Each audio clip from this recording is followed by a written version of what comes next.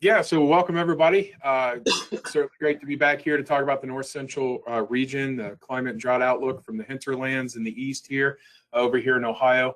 Certainly, as Doug mentioned, there's a lot to talk about, so let's go ahead and get started. This cover photo is from a colleague of mine. Finally getting some planting done last week, maybe not completely optimal conditions, but certainly a lot of us have our woes so far this season, although some conditions are improving. So we'll get into that and many other topics as we proceed today. As always, these climate services that we're providing today for the North Central region are really a collaboration among a lot of agencies, a lot of people, NOAA groups, NCEI, National Weather Service, Research, and NIDIS, along with the USDA Climate Hubs, American Association of State Climatologists, the Midwest and High Plains Regional Climate Centers, and the National Drought Mitigation Center. Our next regularly scheduled drought outlook will be next month on June 16th at 1 p.m. Central. Beth Hall, the Indiana State climatologist, will be presenting, yeah, sure to be a great time. So please come back in a month's time. You can always access future climate webinars and information via the links provided here. And as Doug mentioned, we're open for questions at the end, so enter them along the way. We'll be sure to get you as much information as possible. So kind of the agenda today, as it is every month here, we're going to recap our recent climate conditions, look at some recent events, in particular events, and put them into some climate context, some big events across the region. Look at the impacts from hydrological impacts to snow, water, agriculture, fire. A lot of things taking place across the North Central region as usual, such a vast, diverse area, and it's always nice to kind of look from edge to edge here. And then we'll provide the outlooks, the short term, the June outlooks, and the summer updates as well. And are we still dealing with La Niña? So we'll get into that a little bit as well. Another nice planting photo here from Hans Schmitz at Purdue. Again, as folks here in the Eastern Corn Belt at least jumped on the opportunities last week. So we'll start with recent climate conditions, and certainly we've got a mix of very wet conditions to dry conditions across the region. This photo from Laura Edwards near Highway 34 and 73. This area is in D3 drought. This photo was taken on May 11th, just showing some of the dry conditions there. We certainly have plenty of those across the western stretches of the North Central region. Now, first we'll look at the April temperature recap here. These are provided by NCEI. These are statewide average temperature ranks. This one particular for April 2022 compared to the 127-year record that we have. And you see a lot of blue across the North Central region. This is indicative of a cool April for most of us. Really, a couple of states near average, I would say, there in the white, Ohio and Kansas there across the south, but moving northward, getting colder still, relatively speaking, from a rankings perspective. And then we had a lot of several top 10 coldest Aprils on record. Montana over to North Dakota, Minnesota, and stretching down into Iowa. Really, this is both a function of daytime highs and overnight lows, and so you can see that if you want to take a look at more of the ranking maps there. And one other thing I wanted to call out that was pretty interesting and certainly closer to average in Colorado and parts of Kansas. Kansas was actually a function of above average daytime highs and below average lows. And so if you look at that, immediately you start thinking about atmospheric moisture. Very dry conditions lead themselves as we head into the summer of warmer daytime highs and cooler overnight lows with efficient radiation release. Looking at precipitation recap, a mixed bag of conditions here across the region. A lot of colors, all of the colors of the spectrum except for the records here. So no individual monthly state records per se. But if you look at North Dakota, this was the second wettest on record for North Dakota in terms of April.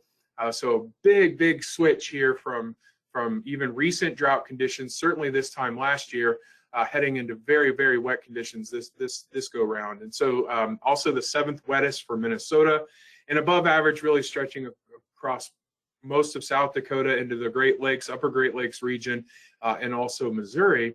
On the flip side of that, just as wet as we are in the north, we are that dry in the Central Plains as well. And so this was the third driest on record for Kansas. So all of the Kansas counties that border Oklahoma from Harper County westward were in the top 10 driest. This was certainly dry across portions of Colorado. We're in the 5th driest here, and then Nebraska. And then also bumping over here into the far east, we were a bit dry as well. But as we were talking, Dennis mentioned last month, this wasn't a function necessarily of rainy days. We had plenty of rainy days here in the east, but just light precipitation across much of the eastern Corn Belt region. If we expand that out now to a 3-month look, this is looking at February through April. Generally speaking, below average rankings across the northern tier, North Dakota and Minnesota, average rankings for much of the central region, and then a bit above average in terms of the ranking here in Ohio. So really the gradient there from north to northwest to southeast on the 3-month temperature rankings. And then looking at precip, again, it's more of a westward toward eastern, but also the north is very wet. So starting with the very dry conditions here across the Central Plains, Nebraska, 12th driest for this period, Colorado, the 13th driest, and dry in Kansas as well. Again, kind of bumping up to the north, North Dakota, the 6th wettest, February through April on record, and the 9th wettest there in Michigan, with a lot of states in between in that above average category. So a lot of counties on the dry side, northwest Kansas, southwest Nebraska, and much of northeast Colorado had their driest April on record. So even though we didn't set that as a state, a lot of those individual counties were quite dry. More recently, so we're sort of looking at half of April and the first half of May here, looking at temperatures across the region. A lot of what we saw in the rankings, we certainly have cooler than average conditions across the north and maybe the far east, parts of Michigan and Ohio, but across the north, we're looking at differences compared to the long-term average of some 6 to maybe 10 degrees below average over this 30-day period. But cold temperatures certainly across Montana, Wyoming, the Dakotas, Minnesota, and extending down into Iowa over the last 30 days. Farther south, we're looking at slightly warmer to maybe a little bit warmer than average here across the Central Plains, again to the lower Ohio Valley, and back up into the parts of the Great Lakes there. So the biggest anomalies compared to average across southern Colorado, extending over into Kansas and southern Nebraska. Looking at the last 30 days from a precipitation standpoint, again, kind of all across the board here, much less than 1 inch of precipitation across much of Colorado, western Kansas, extending up into western Nebraska and southwest South Dakota there. Also a bit drier over the last 30 days compared to average across portions of Michigan, Wisconsin, down into Illinois and Indiana. Kind of mixed bag of conditions across the middle here. Certainly very wet conditions. We're talking differences compared to average in that 7 to 8, even 9 inches above average over the last 30 days in parts of North Dakota, Minnesota, and South Dakota as well. And of course, this is well above average, the percent normal that you see on the right-hand side, 200 to even upwards of 800%, 8 times of normal for this period. So very, very wet conditions, contrasting very dry conditions. And at points, like in South Dakota, that is over a very short distance of 100 miles or so where you get those transitions. So stark gradients, stark differences across our states here. So as we proceed here throughout the spring months and we get the battle of air masses, of course, that brings up some severe weather and some other issues and events. So we'll kind of dive into those now. This is a nice photo from Pete Boulay, Minnesota State Climate Office, looking at some thunderstorm damage at the University of Minnesota campus. This was taken on May 11th. Numerous rounds of showers and storms across that region, causing some damage as well. And we'll get to that flooding side in just a moment. Now, most of us have been, as we pointed out, certainly, in April, and then maybe a little bit less so across the southern tier over the last 30 days, have been cooler than average. And a lot of the warmer than average really came at during that week of May 8th through the 14th. So last week, just some incredible heat records across both the high plains and also the Midwest. And so both of those coming from our regional climate centers, looking at both daytime high maximums, so record daytime highs, but also warm overnight lows setting records. And you can see the total numbers there. So quite extensive area, numerous records falling. As a matter of fact, Chicago set an all-time May record for a 3-day average, a minimum temperature record of 72.3 degrees Fahrenheit. I mean, this is these would be very warm by midsummer standards as well in terms of overnight lows. So this knocked off the previous record that was set in 1911. And unfortunately, we did have some heat-related deaths from this, a combination of the inability to switch from a heating system to a cooling system, and just the heat overcoming some folks there. So this was, certainly a taste of what's likely to happen more and more as we head through the summer. But for these types of temperatures to happen in mid-May is quite remarkable. Of course, another big story this month was the derecho and associated haboob. So this dust storm, the large dust storm that swept across many states, and of course the derecho with the long-lived line of thunderstorms and a lot of damage and a lot of wind speed, wind gusts of hurricane strength across the region as well. So the depiction in the top left is looking at severe weather reports for that May 12th through May 13th. A lot of wind damage, a few tornado reports as well. Again, some more flooding up in the North Dakota. Wind speeds around both within the Sioux Falls and also the Aberdeen areas. Many wind speeds over hurricane force. We topped out about 107 and another one of 102 in terms of magnitude of wind. And of course, a lot of dust, right? A lot of dust blew across the region as well. And this is a figure from a photo from Sioux Falls, from the Sioux Falls National Weather Service from Boyden, Iowa here, looking at that haboob as it moved across the region. And wind has really been the story. We talked about this last month. Dennis talked a lot about this, but the winds really continue to blow.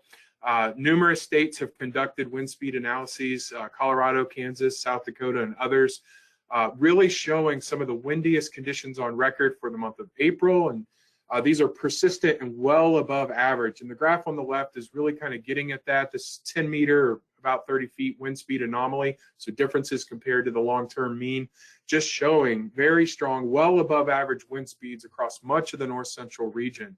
And of course, that's kicked up a lot of dust storms, not just the haboob associated with the derecho, but numerous dust events across Colorado and Kansas and Nebraska as well. This picture in the bottom right is from the Center for Snow and Avalanche Studies, and you can see the dust laying on the snowpack that remains there across the southern basin. And so a lot of reports of dust on snow there. As I mentioned with the May 12th event, this was also the second greatest number of single-day hurricane strength wind reports at 55 since 2004. So this certainly was, a very windy event, and we continue to have these well above average wind observations from across the region. And don't forget, on the heels of early April's snowstorm, we also had another blizzard across parts of the Dakotas and Montana, upwards of 18 inches there, and that was combined with pretty strong winds and blizzard conditions as well. So winds really, really a big part of the story across the north central region now for the last couple of months. And of course, there are a lot of hydrologic impacts and things that we're going to get into. This is a figure from Morton County, courtesy of Morton County, Kansas, courtesy of Chip Redmond here. Probably a lot of Colorado dust in this as well, but certainly we're seeing that those impacts across the region. So if we start with our river flows here, looking at the 28-day stream flows from the USGS, really we're looking at a few areas of high-end flow. One maybe lesser concern across far southeastern Kansas and the parts of southern Missouri, where this is mostly just tributary flooding associated with recent rainfall.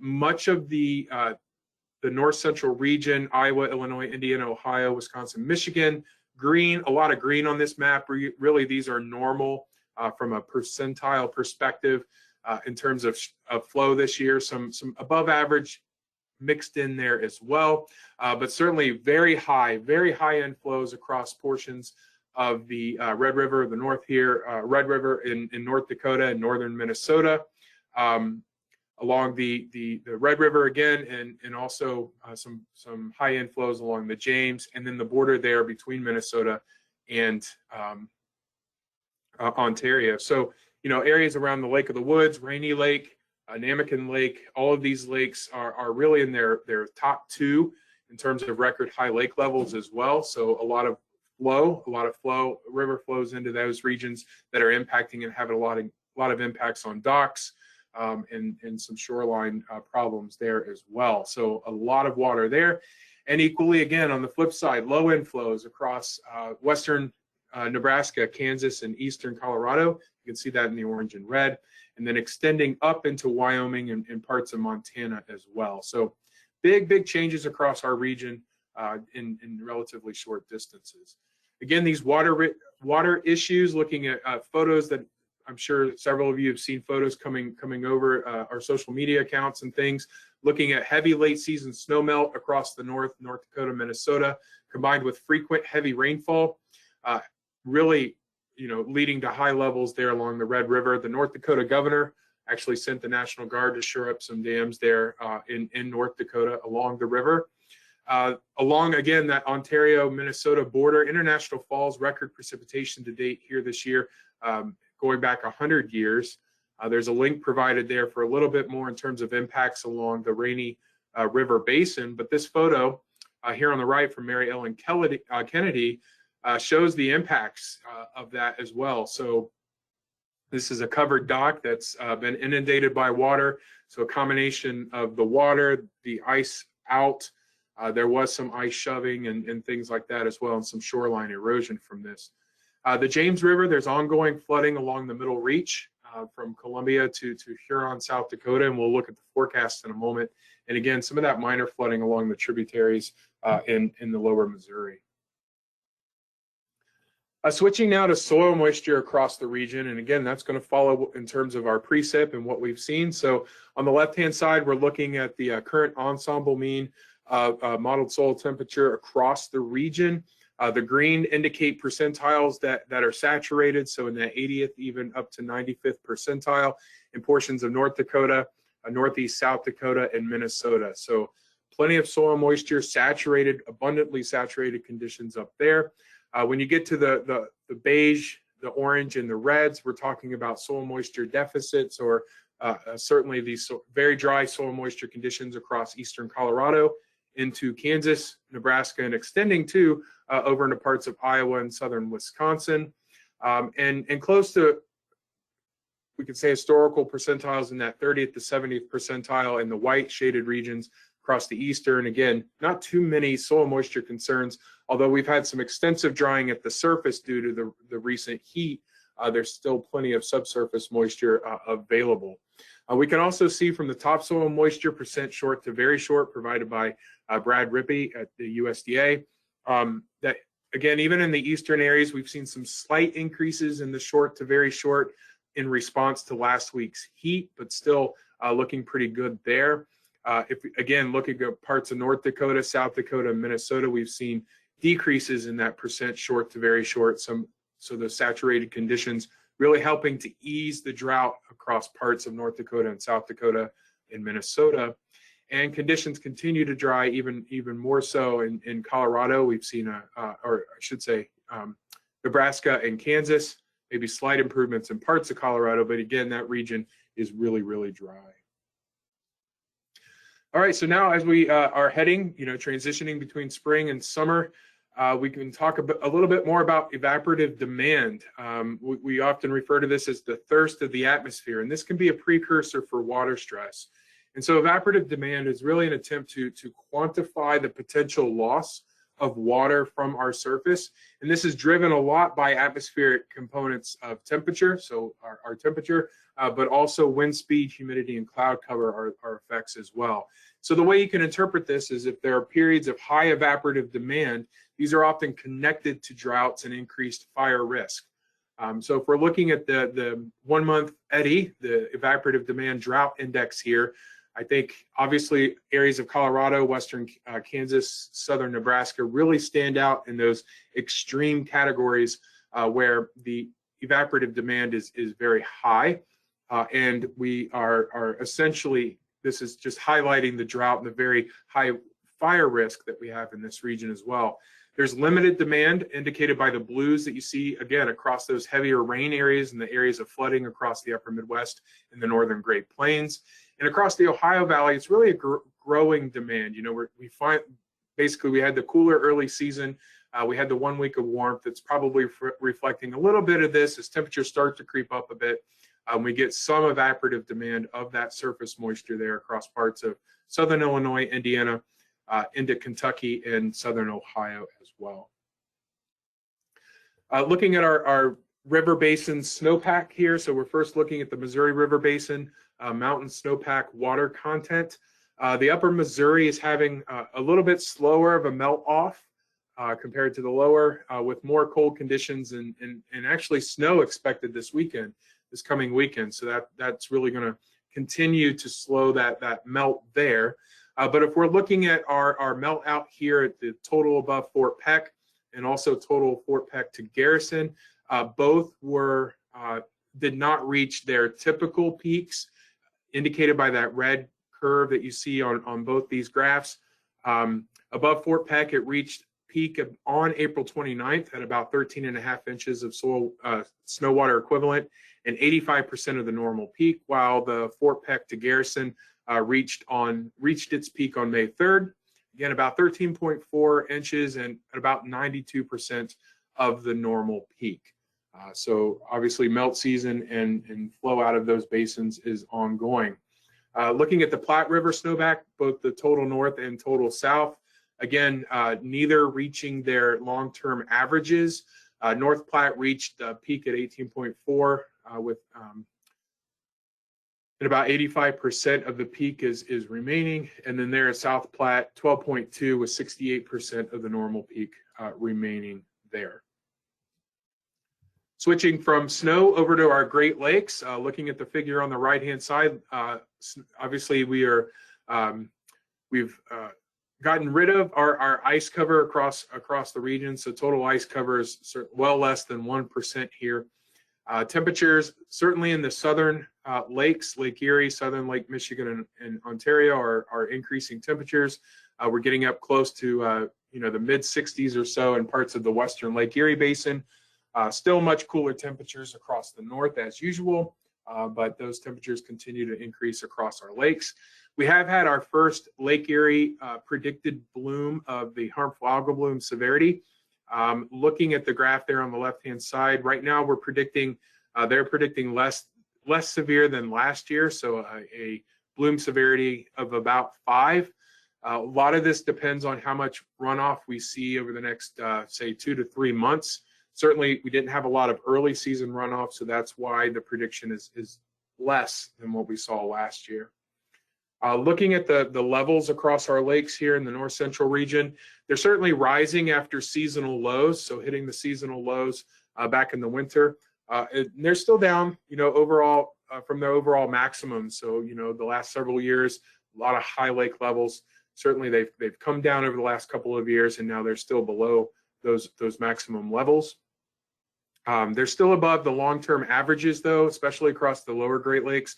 So you can see that in Michigan, Huron, St. Clair, and also Lake Erie, about average there in Superior, and it's recovered back to near average levels after being below last month. And of course, with a lot of the runoff that's taking place across northern Minnesota and in that area, there could be some additional rises there. We'll see in terms of how much runoff into Lake Superior. Switching gears now, looking at our river forecast for May through July. The National Weather Service May through September water supply really calling for below average runoff volumes, maybe near average for the North Platte region, but no major flooding expected from mountain snowpack this season. The James River across North Dakota obviously flooding through July as the water moves through that system. This is a very slow system, river system there to remove water, so that's going to be ongoing for a while. Again, some episodic flooding across eastern Kansas and Missouri, really part of convection, summertime convection and things like that. And out here in the Ohio River area, we're really returning to normal flows after early wet spring conditions.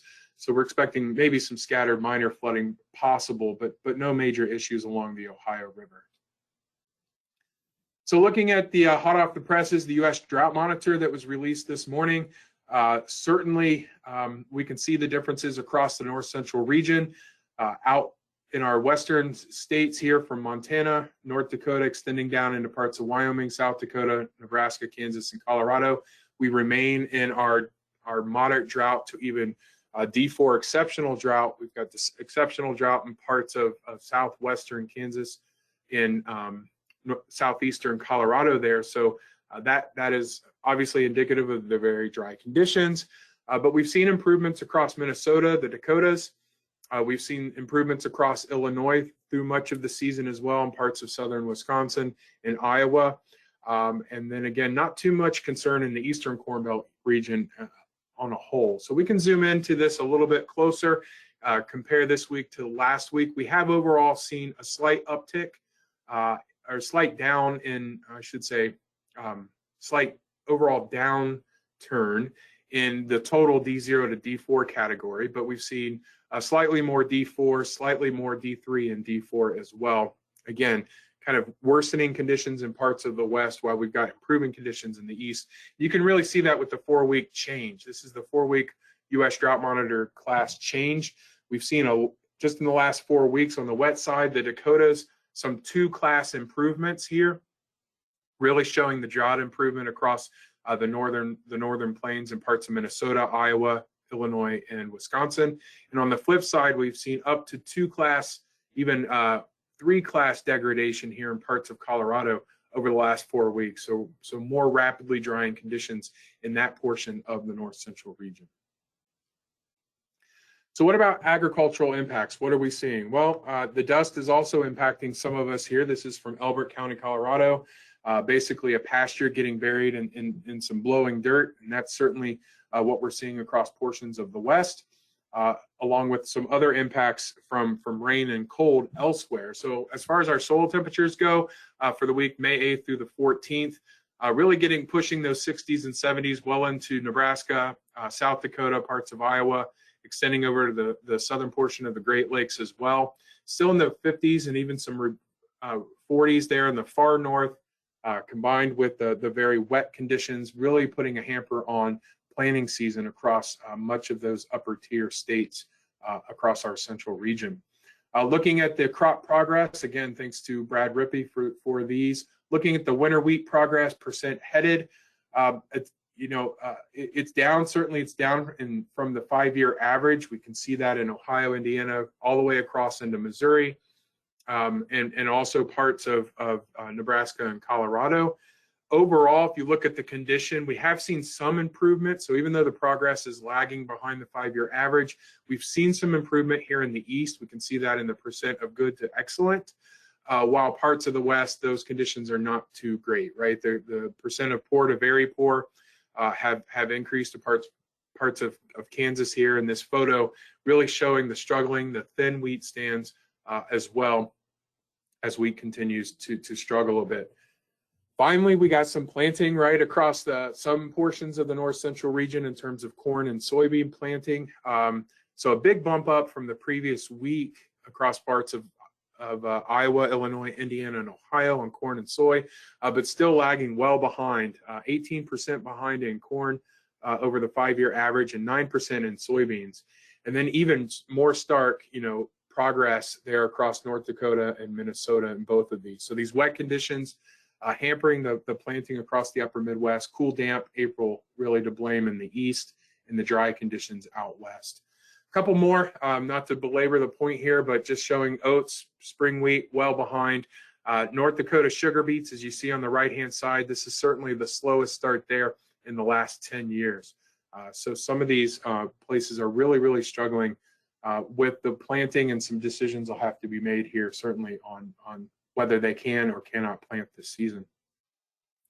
Pastures and days suitable for field work, looking pretty good in the East. Again, in the West, kind of a different story. So pastures have improved a little bit, certainly in parts of the Dakotas, but less so elsewhere. And then pretty good conditions here in the East.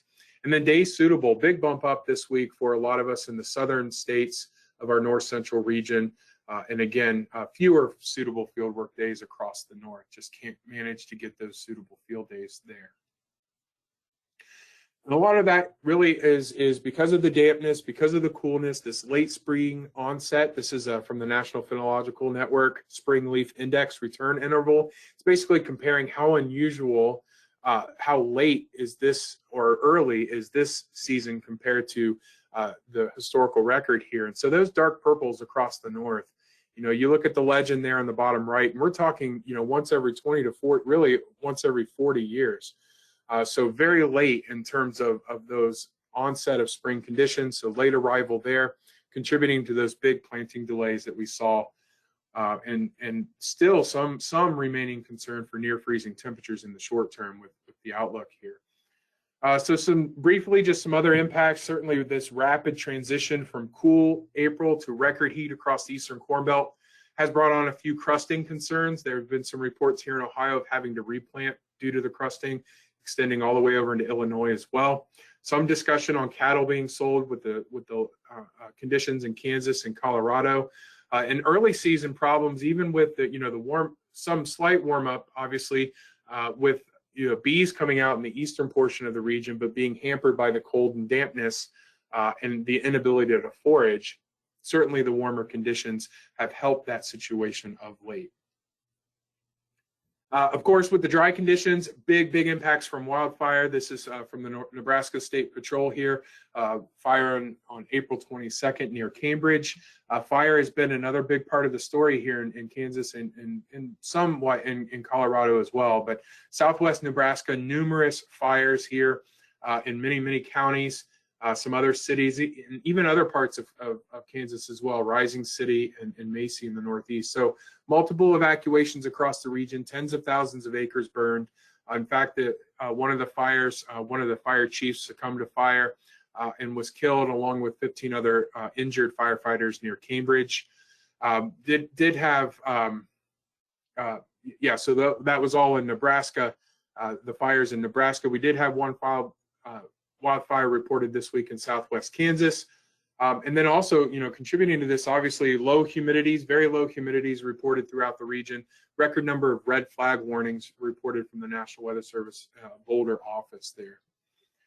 All right, so not all bad.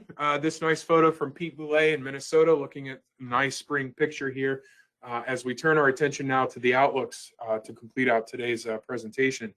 So first of all, we're going to start with the ENSO status, and yes, we are still in a La Niña situation here. So again, sea surface temperatures in the central and eastern Pacific have actually decreased over the last month. So La Niña has strengthened in that sense. So those temperatures are colder. There's reports that these are, the coldest April on record going back the last 72 years in this portion in terms of the sea surface temperatures. So La Niña conditions, as we look out at our probabilistic ENSO forecast, they're likely to continue, very likely to continue here throughout the summer. As we head into the fall, it may be a less certainty there, but really we're focused on summer here, looking at La Niña conditions extending out through our summertime. And what does that mean? To contextualize that, generally it means dry and hot conditions, especially in the southern to central plains, and will be perhaps extending out into parts of western Iowa, parts of Missouri, and even up into southern South Dakota as well. And so with that in mind, we have to think about, and I think that really provides some context for the outlooks that you'll see from the CPC here in just the Climate Prediction Center here in just a second. So looking at this 7-day quantitative precipitation forecast, so the potential rainfall over the next 7 days, certainly we'll have a series of cold fronts that are moving through the region, and that's going to pump some Gulf of Mexico moisture up into the region. We can see those heavier totals predicted for Missouri through Illinois up into southern portions of Michigan as well. Out in Colorado, this is actually snow across that portion and up into even farther northern areas across the northern Rockies here. And then again, plenty of rainfall across the lower Missouri and Ohio River basins as well. A little bit lighter across portions of the Dakotas, although plenty of moisture there still coming across northern North Dakota into northern Minnesota that won't help the flooding situation if this comes to pass. Again, this is the potential or quantitative forecast from the Weather Prediction Center here. Looking at the 8 to 14-day temperature and precipitation probabilities, we're basically leaning to likely above average for this last week of May for much of the southern county or southern states here across the north central region, extending over to the eastern Corn Belt. A little bit different as we head into the northern plains and upper Midwest with near normal conditions. It may be leaning slightly below normal for portions of Montana and North Dakota. Along with that, we will see this leaning for above average precipitation across portions of the northeastern Great Lakes, but also extending across the upper Midwest and northern plains, and even out into the central Missouri Valley. While on the flip side, really leaning below average still, a dry area. And that's really the outlooks. This is the pattern that we're going to see in the outlooks here moving forward. Those dry conditions persistently across Colorado, Kansas, and Nebraska. Looking at the June temperature and precipitation probabilities, again, equal chances of above, below, or near normal across the north, but more concern for leaning to likely above conditions across our southern states. And when we look at the Kansas, Colorado area, this is really indicative of that La Nina type influence. So that's what we're really kind of honing in here on, what the outlooks are honing in on. Especially when we look at the precipitation. So parts of Wyoming, Nebraska, Kansas, and Colorado, really in that leaning to likely below precipitation on June. Time frame, equal chances elsewhere on the precip, and very similar for our June through August here. So those equal chances really being squeezed at the northern tier of our states, but good, strong, likely above in terms of temperature across Colorado, Kansas, and Nebraska, coupled with below average precipitation over much of our western states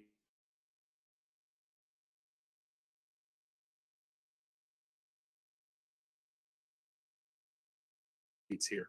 And you'll notice it starts to bulge out in Missouri, and that's, continue here, at least from our outlooks for the July through September, leaning above average temperature-wise, and then a growing area here of stronger leaning below average precipitation across much of the northern tier of states, heading and stretching into Missouri and Iowa, and even parts of Wisconsin and Minnesota as well. So if you look at the drought outlook, drought development likely to occur and expand a bit eastward into portions of southeastern Nebraska, far northwest Missouri, into Iowa as well. Less certain outside of these areas, but again, depending on how our patterns play out over the course of the summer, will dictate how much more drought development is likely here. And of course, that's going to increase our fire potential. And so the forecast here for fire potential in June, looking at some elevated above normal fire potential remaining across Colorado and western Kansas, but also in parts of western South Dakota, northwest Wyoming, southeast northeast Wyoming, southeast Montana, and southwest North Dakota, expanding even more into July. So you can see the red area expanding all across Nebraska, Kansas, and into parts of Missouri and Iowa, and that really kind of continuing in and even pushing into southern portions of Minnesota as we head into August. So some at least outlook for an expansion across the high plains and into the central plains as well. So kind of our quickly our summary here as our time draws to a close. April temperatures were below average for much of the region. Little warmer conditions recently across, say, the southern states. Very dry across western, portions of the region. Drier than average for the lower Ohio Valley and portions of the Great Lakes. Contrast that with very wet conditions across North Dakota, South Dakota, Iowa, and Minnesota. So we've got ongoing flooding issues for the Red River, James River, and portions of northern Minnesota there. That's really, hampered planting across those northern states. Some improvement in the east in central states with recent warming, but we'll have to see if those windows stay open. And late spring conditions and dampness, again, keeping planting to a minimum there across the north. Strong persistent winds have continued, and it continues to hit the headlines, and we see that in our articles and requests for media and things like that, kicking up a lot of dust storms, increasing that wildfire risk across these parched areas of Nebraska, Kansas, and Colorado. Kind of the outlook summary, again, La Nina conditions will persist through the summer. That typically means hot, dry in our southern states and maybe extending out into the central states. The June outlook really reflects that. And with that precipitation leaning below average across central plains. And then the summer outlook, again, reflecting that pattern of expansion, perhaps, of drought conditions across the central plains, and with elevated fire risk that's really in line with the seasonal drought outlook. So with that, as always, our partners are listed here in their websites, respective websites. Please, you can visit those. Today and past recorded presentations are available at these following links. And again, if you have any questions, we're going to stick around to answer questions here for this presentation. All of our contact information is available here if you have other questions concerning climate and climate outlooks as well. And as always, I appreciate your attention and the opportunity to be with you, at least through your computer screens and your headsets here as we march towards summer. So thank you very much. Thanks, Aaron. Very good summary. As I said, there's lots to talk about, and maybe back up one slide so people. Let's see. Yeah, there's the, in case anybody ever wants to share or look at them themselves in terms of today or past recorded presentations, you can go back and look a few years, actually, if you really care to. We have a few questions, not a crazy amount, so we should be able to get through these pretty quickly.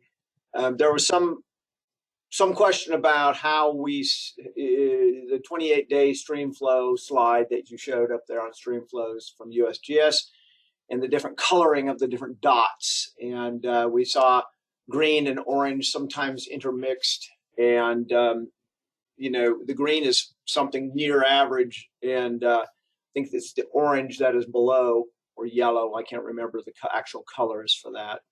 You have to go way back to your. I can go back. I just didn't want to make folks dizzy. Oh, that's all right. We'll just shut our eyes.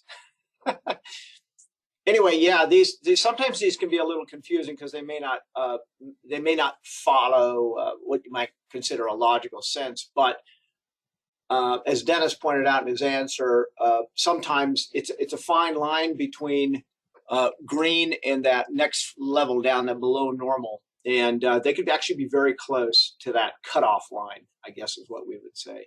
Suffice to say, it's probably not at this time of year a big irrigation issue. It's probably more related to either long-term or even short-term dryness in some of those places where you're seeing yellow and orange indications. As you go further north, we do expect snow melt runoff to sort of get going, especially in Montana. So some of that orange and yellow may change a little bit once it warms up there, which is not going to happen this weekend or in the short term anyway. But obviously, you can see further to the east of North Dakota and places like that where stream flows are high to record high, much above normal. It's pretty easy to find those really wet areas. Yes, comment on starting to see emergence.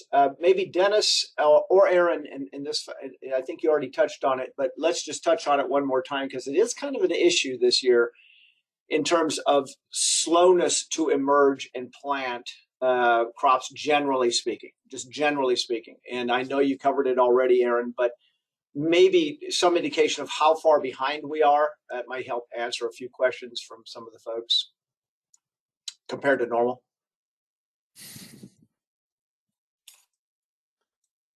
Yeah, Dennis, if you want to chime in, I can switch back, but certainly, I debated whether to show the planting or the emergence. Both are certainly, showing that we, again, this change over the 5-year average in corn is, in terms of planting is 18%. Off the top of my head, I don't know what the emergence percentage is. I don't know if you have that, Dennis, but. Well, that's okay. It's the same. Yeah. idea.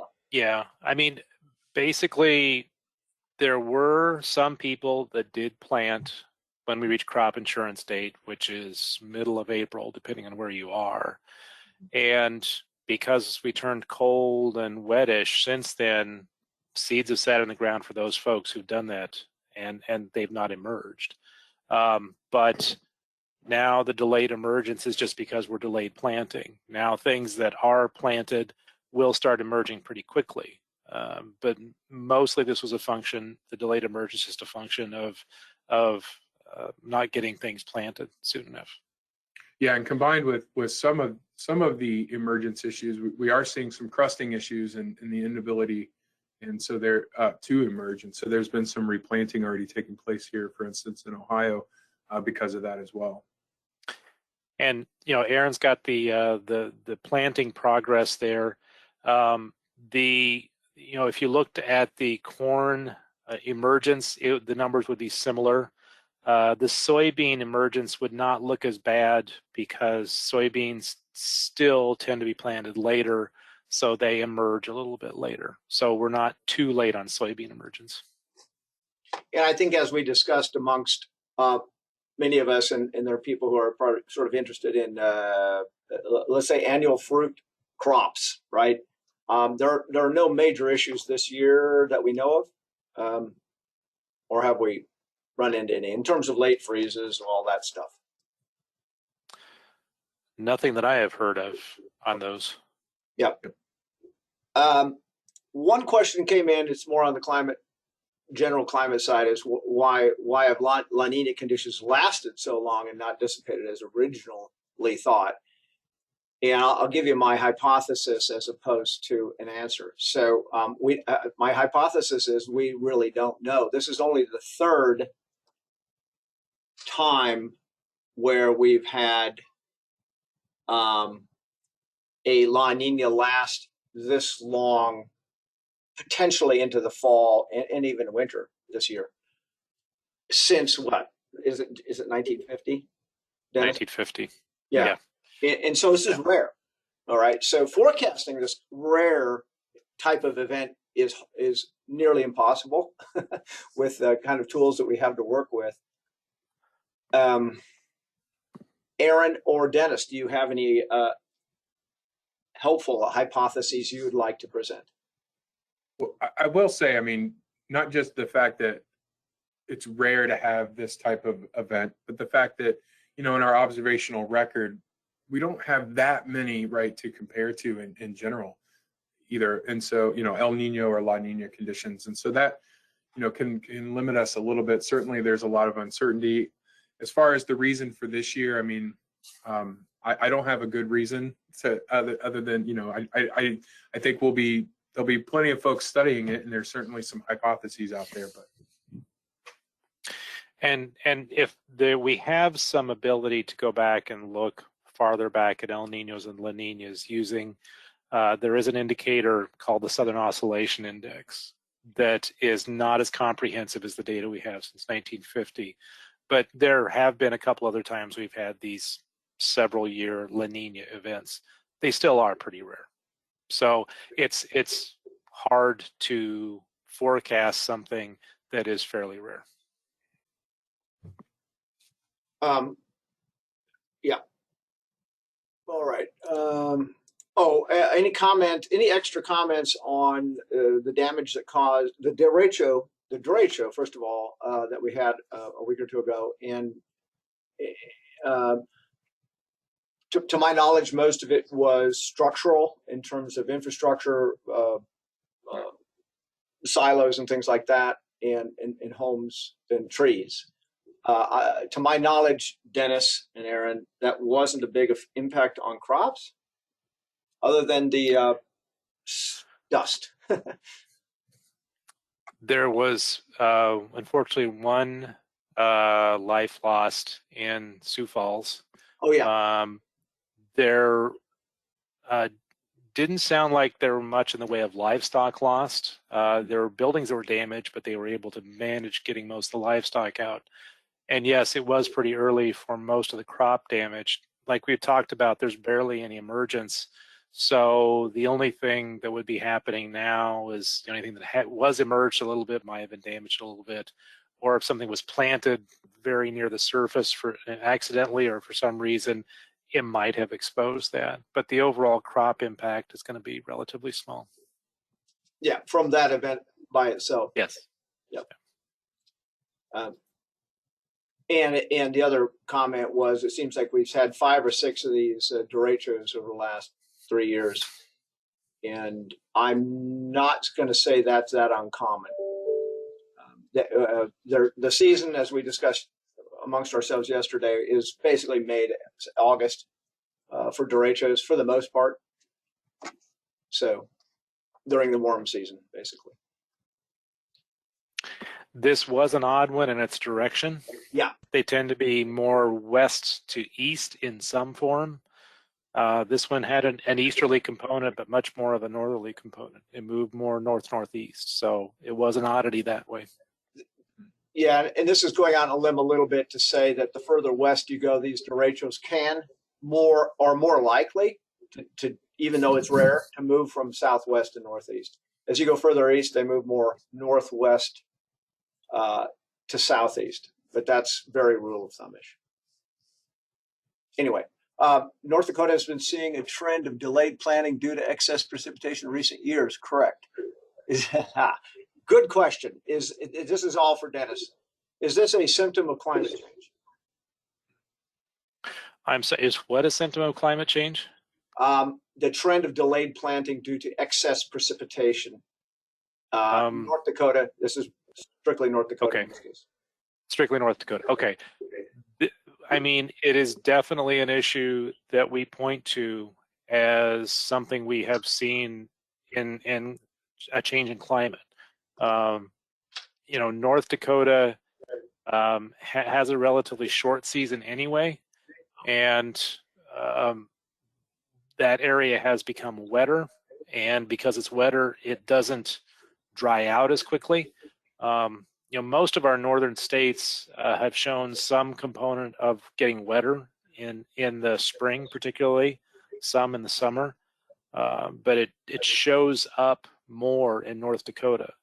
Oddly enough, if you look back at risk management agency crop loss data or indemnity payments, North Dakota since 1989 is number 2. I believe they're number 2 in the amount of indemnities paid out. One more point on that, just to highlight, is if you look at trend maps, mini trend maps, compared the last 20, 30 years to, let's say, the 20th century, is that not only North Dakota, but much of the Midwest has trended towards wetter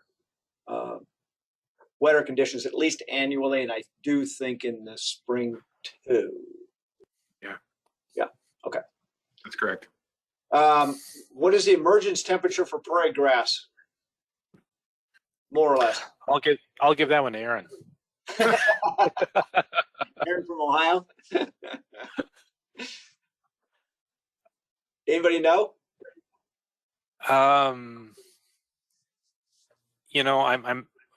I suppose in the 40s you can start seeing some green up, but I really don't know. That's a really good question.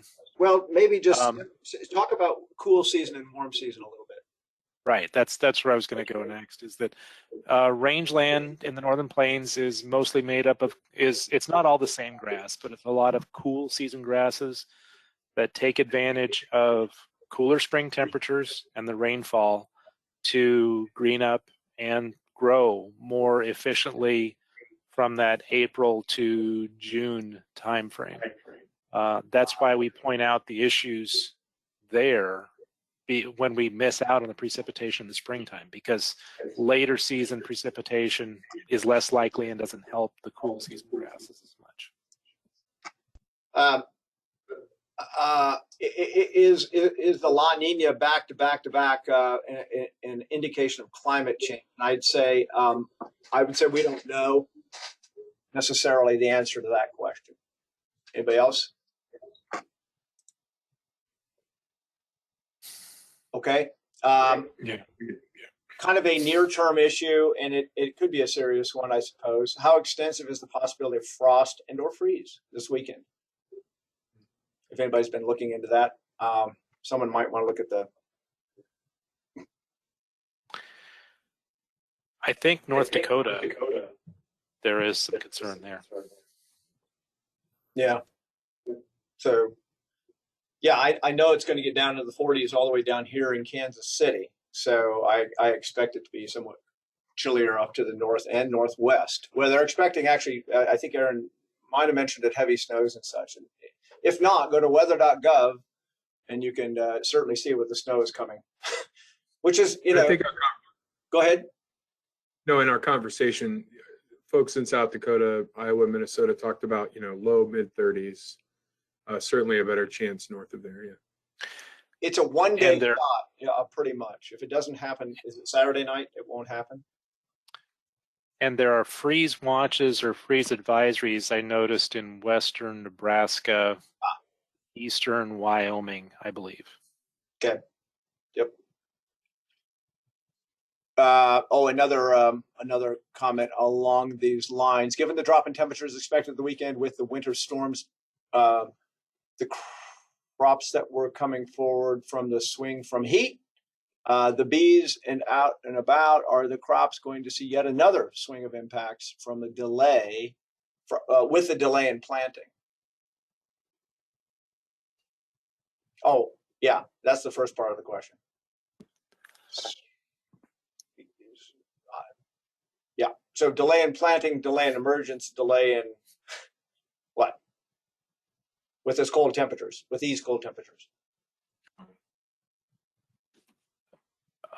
Short-term, the short-term cold, people will slow a little bit, but it won't slow. The soil temperatures won't cool that quickly. So if it's dry enough, people will go ahead and get planting. That's the big issue right now, is are you dry enough to get in? Yeah. And with, overnight lows in the 40s, even across the southern and eastern corn belts, not that unusual in May. Our daytime highs are still expected to be in the 60s, 70s or so. So, And another reminder about soil temperatures is they respond to air temperatures, but they also respond to sunlight. Yeah. And this time of year, we have a fairly high sun angle and longer days. So even on days that aren't that warm, the soils will warm if it's sunny. Okay, we'll move on a little bit here. Is it derecho or derecho? And I've always heard derecho. At least that's the Midwestern way to say it, derecho. So I'm sure there are different interpretations of that. How susceptible are crops to extreme heat when peak humidity moisture occurs in combination simultaneously with peak temperature days? How susceptible are crops? I suppose extreme heat days, when moisture or humidity is really high. And that really varies on the time of year, right, Dennis and Aaron? yeah, and I would say that's what I failed to mention too earlier. The heat across the Midwest and portions of the high plains, that was coupled with very high dew points, and it was coupled with, low to mid 70 dew points there across Illinois. And so just really indicative of how soupy it was. Of course, the impacts from heat and humidity will be time dependent, like you say. So with crops just emerging, I'm not sure there was that big of an impact at this point, but certainly becomes an issue certain times of the year. Have farmer planting intentions changed due to the colder and wetter conditions throughout? Not yet, I don't think. Because I think we're reaching that point now where people are going to start thinking about changes. Probably in the northern South Dakota, North Dakota, Minnesota area, we'll see the ultimate in prevent plant, where it will just be too wet, they won't be able to plant, and they'll accept their crop insurance payout. Yeah. I don't know, Aaron, have you heard anything in Ohio, if anything changing yet? There's conversations. I think there's conversations taking place across the north central region, but whether the degree at which, again, a lot of it is driven by, especially with the trends that Dennis talked about earlier, those windows for operation kind of shrink. So what decisions do I need to make equipment wise or timing wise that can still take advantage of opportunities to plant? So I think those conversations are starting to take place, like you said, Dennis. Going back a couple questions, many, but not all grasses grow above 5 degrees C, which is what, roughly 40, 42 degrees, something like that. Just for that person who asked a question about prairie grass. Is there any information on increased winds being seen in some of the areas along the Front Range this spring? Are winds expected to be stronger for any particular weather setup, or is there a surface feature triggering more wind gusts? Okay. Yeah, so this goes back to sort of the basics of physics and meteorology, and any of us could talk about that, but it's really if you will, the battle between cold and hot, which causes a lot of wind. And when we get these big low pressure systems in the west, and we get these big high pressure systems anchored to our east, and they don't move for a day or two or more,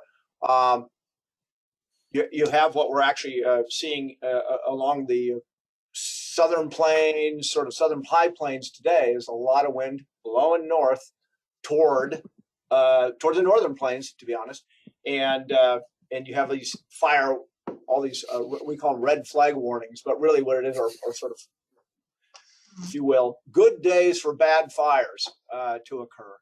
A lot of heat, a lot of dryness, and a lot of wind. Okay, and anybody want to comment? I don't want to go too far on a limb here. Anybody want to comment on why we're having these winds this year, particularly?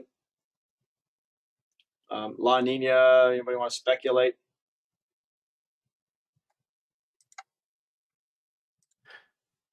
Not particularly. I'd say it's more probable during La Niña than El Nino, but that's really a hypothesis rather than actual proof. I would guess the dryness in the plains may be adding to it also. Yep. Because as you get heating on the plains, you can get more turbulence built up that would add to wind conditions. But I don't think we know the specifics of this yet. Here's a really easy one. I'm going to take it. Can we expect dry conditions in Colorado and New Mexico to higher risk of fires this summer? Yes. The answer, strongly yes. The potential no in this answer is a really good monsoon or a couple tropical system moistures getting into that area, but that's hit and miss and hard to predict. There are some indications that the monsoon, which primarily affects Arizona, western New Mexico, and such, will be decent this year, but not sure it's a strong indication. So, and Diane Manklager is going to here. Let me just answer this. If you want to read more about cool season germination, she has given us a paper.